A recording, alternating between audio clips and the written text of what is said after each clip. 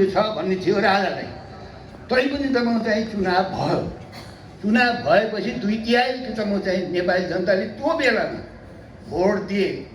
तर त्यसको 18 महिनामा राजा महेन्द्रले तपाईँ चाहिँ त्यो खत्तम पारिदिए र तपाईँ चाहिँ त्यो राजा महेन्द्रको प्रतिगमनलाई हराउन जनताका चाहिँ बहुदलीय अधिकारहरू प्राप्त गर्नलाई हामीले 30 वर्ष लड्नु पर्यो।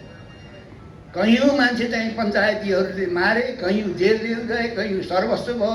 त्यसरी प्रतिगमन महेन्द्रले चाहिँ गरेको प्रतिगमनलाई सच्याउनको लागि, ठिक ठाउँमा ल्याउनको लागि हामीलाई 30 वर्ष लड्नु पर्यो।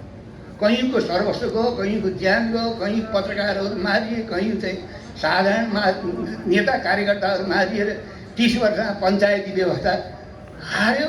हारेपछि नि उसले फेरि पटक पटक अब जुन 48 सालमा निर्वाचनमा चुनाव भयो त्यति बेला नेपाली काङ्ग्रेस स्पष्ट बहुमत थियो। काङ्ग्रेस भित्रैको झगडाले तपाईँ चाहिँ नि गिरिजाप्रसादजीले त आफ्नो पार्टीको झगडा समाधान नगरेर उहाँले मुलुकलाई मध्यावधि चुनावमा लानुभयो। नेपाली जनताले तपाईँ चाहिँ आफ्नो बहुमत छँदा छँदै चुनावमा